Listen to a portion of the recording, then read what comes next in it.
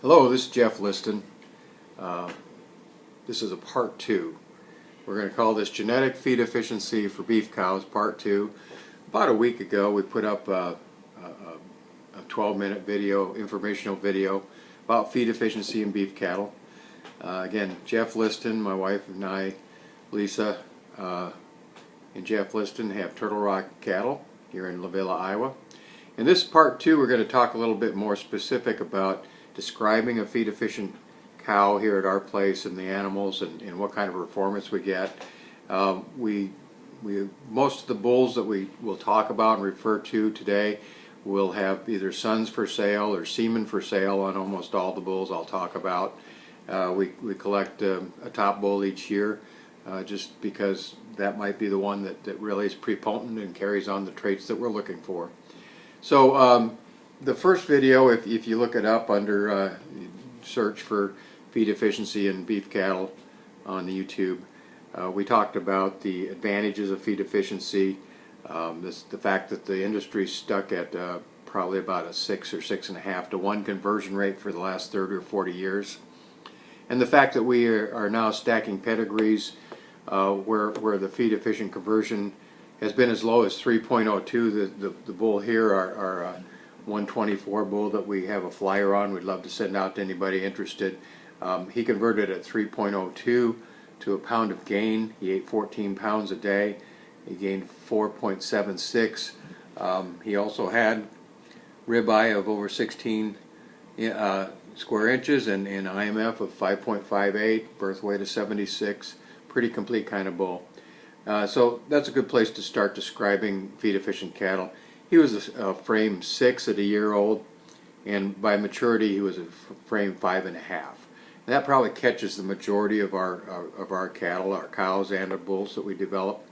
We'll have some that go higher, and once in a while a little bit smaller frame, but most of them are in that 5.5 to 6 range.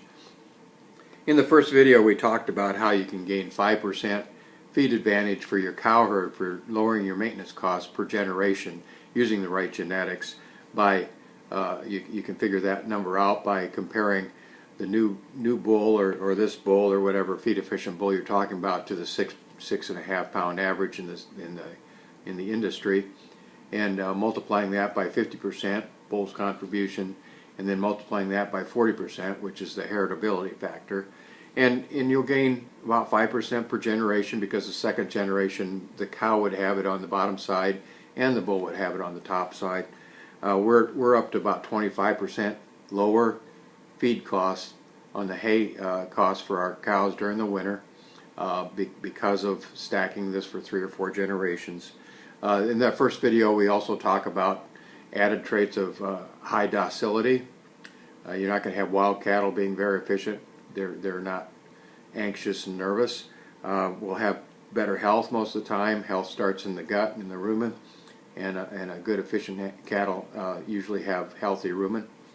And longevity would be another factor. So you're getting feed efficiency to span a lot of very important areas in the beef industry, ones that are sometimes not measurable even, but things that really add to the bottom line. I think what we need to do is describe our cows. If you think about feed efficiency, you could have a feed efficient animal but they don't gain well. We want feed efficiency animals that do gain well.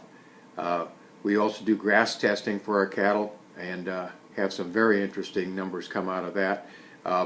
You can have an animal that grows good on grass but not on the feed test. You can have one that grows well at the feed test, not on grass. But then you have those that do both, and those are the ones we're really focusing on to perpetuate in our herd for a number of reasons. We'll talk a little bit about feed efficiency. The size of the cow doesn't really make a difference.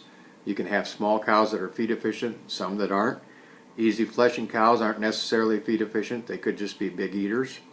Fast growing bulls or steers, high average daily gain, might be feed efficient, but they also might be big eaters and not very efficient at all. Matter of fact, that's probably the case nowadays more often than not. And you can even have some of those older genetics that are good for grass. Some will be feed efficient and some won't. We identify whatever your market is. you need to identify those feed efficiency cattle for your resources, your management, and your market, and put them into your herd. And we think at our place we can offer semen and bulls that can do that for a number of different environments and management styles, and we'd like to talk to you about those things. I'll give you the information here in a little bit. Our cows, feed efficiency here at our place puts the range of the cow between 1,100 and 1,400 pounds, depending on the age and a little bit of the feed. Average 1,250.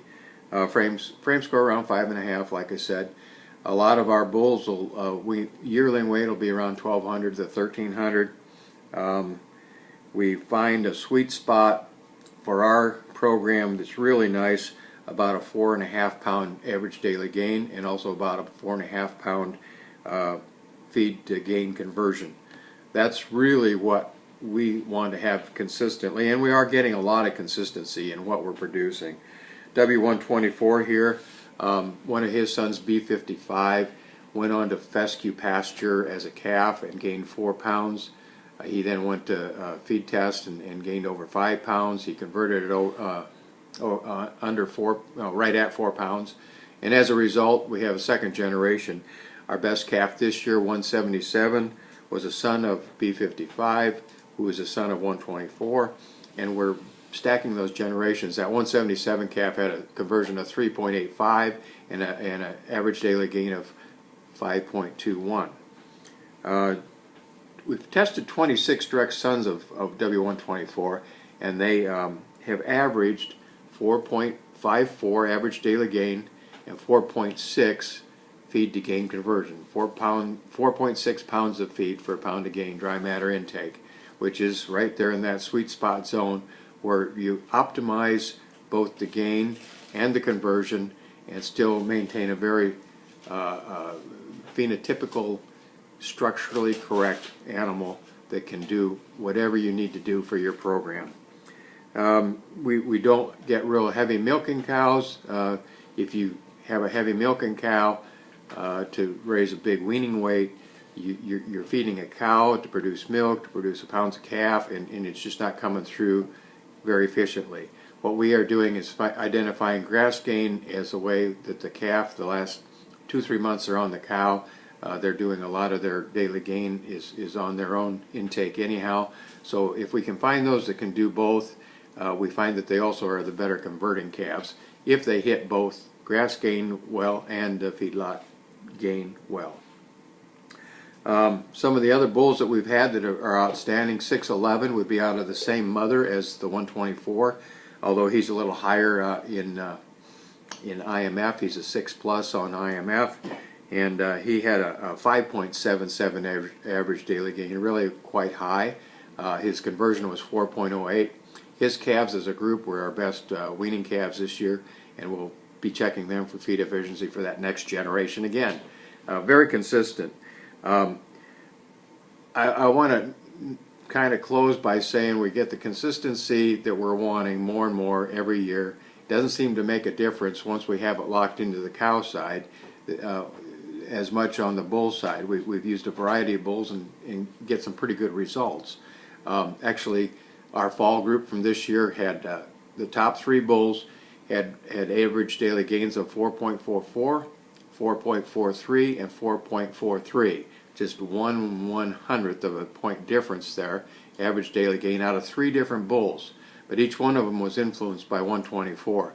The best looking one, best performing one was out of 124 daughter. The grandson, the very top bull was out of a grandson of 124, and actually the third place bull was also out of a daughter 124.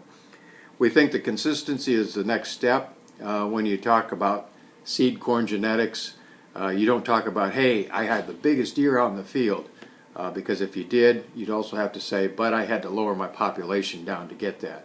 We don't want that in our pastures. We want consistency. We want good rate of gain, maybe not the very top weaning weight that you're after, because that's a high maintenance cow. We want to make sure that the cows are saving you money on input costs. The bulls can make you money if you want to go with a terminal bull. So again, we'd love to talk to you, love to send out a flyer. We have bulls for sale most of the time, and we have them at the kind of price that makes it work, because we feel that this is very important. Whether you talk to us or somebody else, find out about feed efficiency for yourself and your herd and your management style. I'm going to give you our information and we'll close then. We got Jeff Liston and Lisa Liston, and phone number is 641-891-1270. And we have you can text or call anytime, and then we have the email of jliston@iowatelecom.net. So I appreciate your time. These things keep getting longer, but it's well worth it, I can assure you. Hope to talk to you soon. Thank you.